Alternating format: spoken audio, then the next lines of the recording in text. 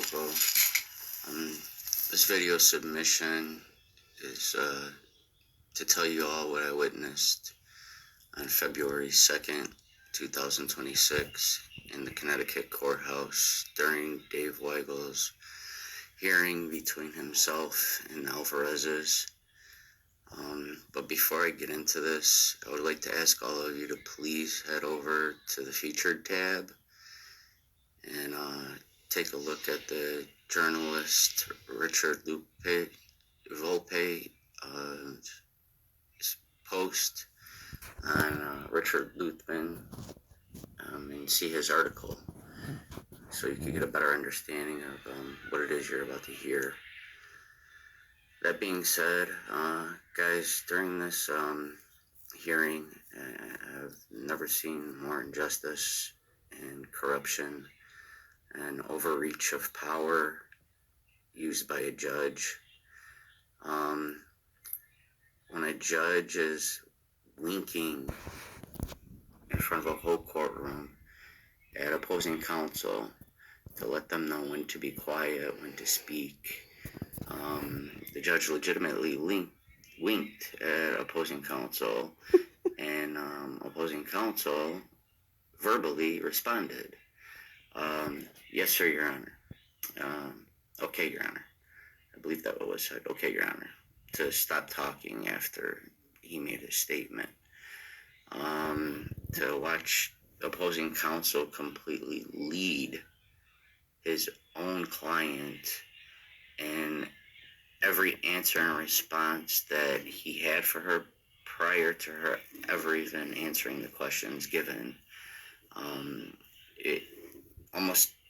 It's surreal. It's surreal for you to be able to constantly nod yes, no, after each individual question asked to his client.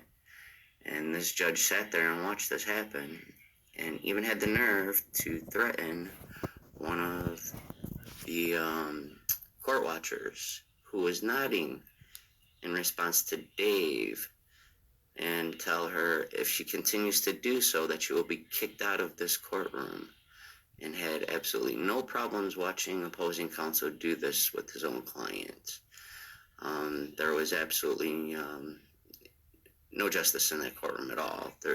Dave was allowed to answer the questions of the judge. The judge told Dave on 3 separate occasions how he was arrested, which Dave had to correct him every single time, which I can only assume it was the judge painting a picture to have it put on record, because when you constantly tell him, please look at the police report, there was no arrest, Your Honor. And for him to continuously reiterate, you are arrested, then there's the fact that there was no cross-examination allowed at all, period. The guys, please go see Richard Luthman's article posted by the journalist Michael Volpe. It paints a picture of exactly how horrific this hearing was.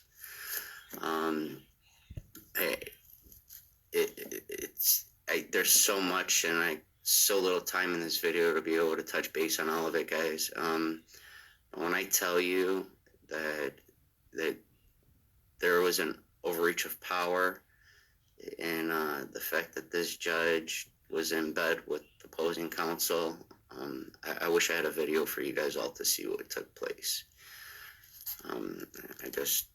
Please, guys, go look at the article. Thank you. Hey, everyone, this is Frank LaCooCoo.